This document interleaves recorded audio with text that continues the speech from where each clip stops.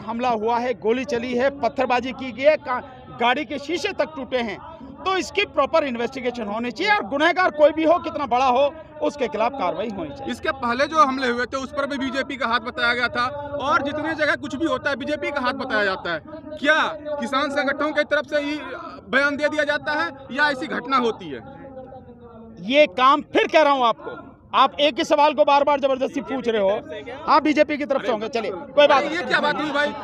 देखिए आप कैसे बोल सकते हैं? आप ये बात, ये इसका सिंपल एक थे, चाहे बीजेपी हो इसके पीछे या कोई भी हो, इसका सीधा तरीका है एक प्रॉपर एफआईआर हो, पुलिस प्रॉपर तरीके से निष्पक्ष इसकी जांच करे, जो भी दोषी हो, कोई भी हो चाहे वो, उसके खिलाफ कार्रवाई होनी चाहिए। और ये बात भी होनी चाहिए कि ये हमले आखिर क्यों हो रहे हैं। जिस तरह छत्तीसगढ़ में हमला हुआ, हमारे जवान शहीद हो गए, लेकिन वहां के मुख्यमंत्री असम में चुनावी रैली करने जाते हैं, क्या सही है? मुझे हमले के विषय में जानकारी नहीं है, इसलिए मैं कमेंट नहीं कर सकता जब तक प्रॉपर जानकारी मैं न लूं।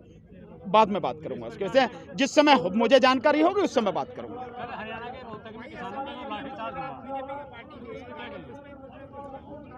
कोई भी व्यक्ति आंदोलन करता है, अपनी आवाज उठाता है, प्रजातंत्र में उसको ये हक है।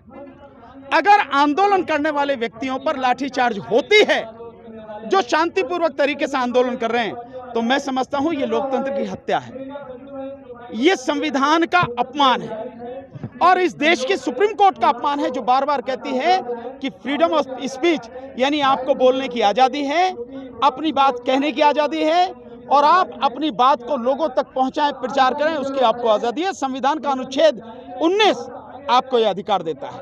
तो अगर ये हो रहा है तो ये क्यों हो रहा है, इसको देखना जरूरी है, इसके खिलाफ इन्वेस्टिगेशन होनी जरूरी है कि ये सब आखिर क्यों हो रहा है। 2 दिन से बीजेपी अभिनेत्री सोनाली फोगाट का वीडियो वायरल हो रहा है, जिसमें वो कह रहे हैं कि जो वहाँ के मुख्यमंत्री हैं दुष्यंत चौटाला, उनके प्रोग्राम को लेकर कह रहे हैं। मैंने वीडियो देखा नहीं है, जब तक देखूंगा नहीं, अब तक कोई कमेंट नहीं करूंगा, पहले देखूंगा फिर बताऊंगा। वो ये कह रही है आपके कहने से नहीं मैं मानूंगा, आप कह रहे हैं अपनी तरफ से कह रहे होंगे, हो सकता है ठीक हो, लेकिन मैं तो जिस वीडियो की बात करूं, या तो मुझे दिखाओ क्या है वीडियो, और अगर नहीं दिखाओगे तो मैंने देखा नहीं, जब देखूंगा तब कमेंट करूंगा।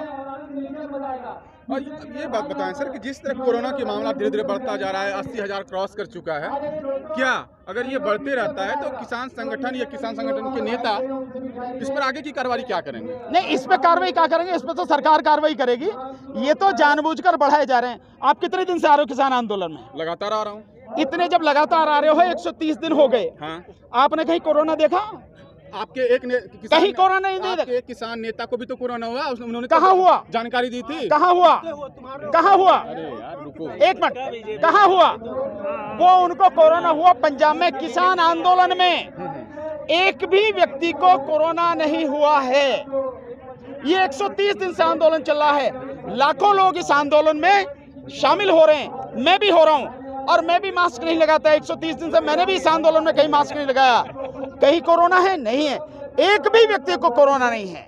हमें जो छोड़ के गए, एक मिनट, हमें जो छोड़ के गए हैं उनमें से एक भी साथी को कोरोना नहीं है, इसलिए मैं ये कह सकता हूं। दूसरा, इसके अलावा पश्चिम बंगाल में चुनाव हो रहा है, खुद अमित शाह गृह मंत्री बिना मास्क के रैली कर रहे हैं, बिना मास्क के जो है वो रोड शो कर रहे हैं। कहां गया कोरोना? भाड़ में। असम में चुनाव हो रहे हैं, रैली हो रही है, मीटिंग हो रही है, कोई कोरोना नहीं है। कहां गया कोरोना? डरता है क्या चुनाव से कोरोना?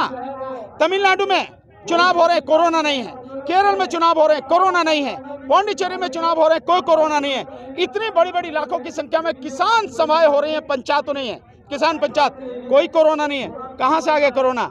अभी तो आप देखना, आप तो 80,000 की बात कर रहे हो, अभी तो बढ़ेगा, लाख तक ले जाएंगे, फिर लॉकडाउन लगाएंगे और उसके बाद इस किसान आंदोलन को हटाने की सारी साजिश करेंगे।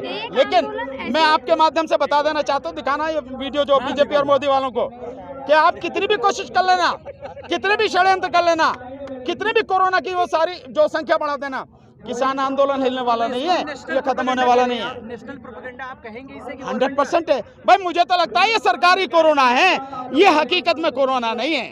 जब इतने लोग लंगर में जो भी बन रहा है वही खा रहे हैं, वही पी रहे हैं, इतने सारे लोग बिना मास्क के रह रहे हैं, किसी एक को भी तो नहीं है।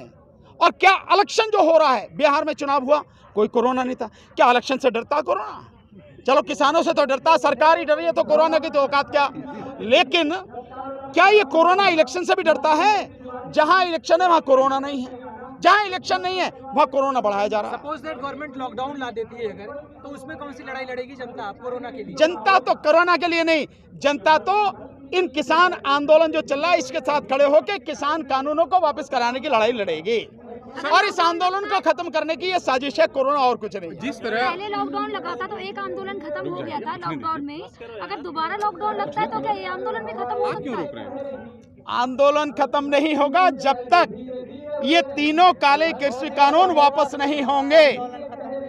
आप समझ रहे हैं, सारे लोग समझ रहे हैं, सरकार समझ रहे, सरकार की सारी एजेंसियां समझ लें, अंतर्राष्ट्रीय संस्थाएं समझ लें, जब तक तीनों काले कृषि कानून वापस न होंगे किसान आंदोलन खत्म नहीं होगा, बंद नहीं होगा, कहीं से भी कमजोर नहीं है। कोई फर्क नहीं पड़ता, मुकदमे और भी लगा दें तो भी कोई दिक्कत नहीं है। लिख के दे रहा हूं, सरकार में जितना दम हो, सरकार की जितनी भी एजेंसियां हों, जितनी भी हो, ताकत लगा लो और खूब केस बना लो, खूब मजबूती से। अगर एक भी किसान की जो है वो सजा करवा जाए, हर किसान को बरी करा के लेके आऊंगा, दावा है मेरा ये।